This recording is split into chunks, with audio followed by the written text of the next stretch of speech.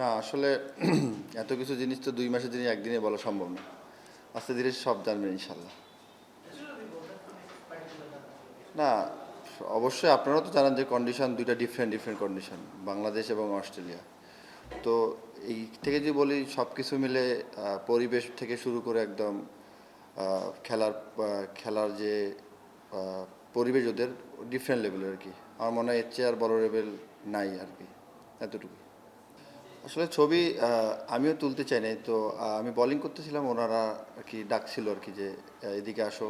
তো আমি এমনি কথা বলতেছিলাম যে, এইরকম তো ওরা অনেক ফ্রেন্ডলি এবং অনেক কিছু ওদের কাছে শেখার আছে আরকি। তো চেষ্টা করছি যতটুকু কথা বলার এবং শেখার আরকি। আসলে প্রতিদিন তো দেখা হয় যেহেতু এক টিমেই করে। তো টুকটাক কথা হইছে এবং আ অনেকগুলা কথাই শেয়ার হইছে। তো এতটুকুই আরকি।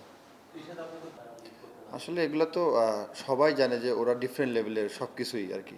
তো ওগুলা চিন্তা করলে আমাদের তো এত কিছু হবে না। তো আমাদের যদি চিন্তা করি যে খেলার যে পরিবেশটা আমার মনে হয় এটা ওদের চেয়ে আমাদের আরেকটু মানে ডেভেলপ করা সম্ভব আর কি। তো আমার মনে হয় এতটুকুই আপাতত। এবং যদি বলেন যে হোটেল থেকে শুরু করে সব কিছু, এটা হচ্ছে বলা ডিফিকাল্ট। এটা এক এক টিমের এক এক রকম পরিবেশ। তো আমার মনে হয় বাংলাদেশও খারাপ না। আমার কাছে মনে হয় যে ওরা অনেক বিনয়ী। যত বড় ক্রিকেটার হোক না কেন ওরা অনেক সাদা সরল, মানে যে কাউকে আর কি আরামসে অ্যাডজাস্ট করে ফেলে আর কি। আমার কাছে এটা ভালো লাগছে যে বড় ছোট কোনো কিছু দেখে না, এটা ভালো লাগছে আর কি। তো আমি চেষ্টা করবো যে এরকম ভাবে থাকার। স্কিলের দিক থেকে বলতে গেলে স্কিল তো সবার ১৯-২০, জাস্ট মেন্টালিটি এবং মানে ভালো পরিবেশ, আমার মনে হয় এটা সবচেয়ে ইম্পর্টেন্ট। তো এতটুকুই আর কি। আসলে যখন খেলতে পারতাম না, তখন ওটা আমার জন্য একটা লার্নিং ছিল।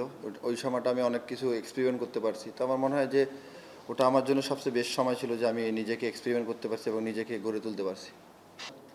আসলে আমাকে তো এখানে নিয়েছে একটা কমিটমেন্টের জন্য। তো আমি ওইখানেই ফোকাস করছি। আমি বাংলাদেশের কোনো কিছু নিয়ে ফোকাস করিনি যে কি হচ্ছে। কারণ আমি ওইখানে গেছি একটা ওদেরকে রিপ্রেজেন্ট করার জন্য। তো আমার মনে হয় যে ওইখানে ফোকাস করাটাই আমার জন্য ইম্পর্টেন্ট ছিল। ভাইয়া আমি আসলে কোনো কিছু নিয়ে অগ্রিম আশা করি না। যদি রিজিকে থাকে খেলবো, আর না থাকলে আল্লাহ যেটা রিজিক দিবে ওটাই হবে ইনশাল্লাহ। না অবশ্যই। ওরা জিজ্ঞাসা করতেছিল যে বাংলাদেশের তো অনেক ট্যালেন্টেড প্লেয়ার আছে। তো আহ, ওরা জিজ্ঞেস করে যে ওরা বাইরে খেলে না কেন এরকম। তো আমি বলতেছি যে অবশ্যই খেলবে, এখন সুযোগ আসলে অবশ্যই খেলবে। তো ওরা অনেক আগ্রহী যে যদি ওই সুযোগটা দিতে পারে আর কি। আসলে ওইখানে তো বেশি ম্যাচে ব্যাটিং করার সুযোগ হয়নি। তো চেষ্টা করছি যে প্র্যাকটিসে যতটুকু নিজেকে রেডি রাখা যায়, যখন সুযোগ আসে কাজে লাগা। আর ইমপ্রুভের জায়গা বলতে গেলে ভাইয়া, ইমপ্রুভের জায়গা ইনশাল্লাহ মাঠে চেষ্টা করবো দেওয়ার। সব কিছু তো আর সব কিছু সামনে বলার উচিত না আর কি। আসলে দেখা হয়েছে অবশ্যই, হ্যাঁ। এটা আপনারা মনে হয় জানেন। তো দেখা হয়েছে, কথা হয়েছে। বলতেছিলাম আর কি যে মানে আরও কি কি করা যায় সামনের দিকে এইসব, যেহেতু ওর নিয়ে অস্ট্রেলিয়ায় থাকে। তো চেষ্টা করতেছিলাম যে ওনার কাছে আরেক দুই একটা টিপস বা কোনো কিছু নেওয়ার জন্য, এতটুকু, বেশি কথা হয়নি। হ্যাঁ বুঝিনি। হ্যাঁ, ম্যাচ জিতছে আলহামদুলিল্লাহ। বলি আলহামদুলিল্লাহ।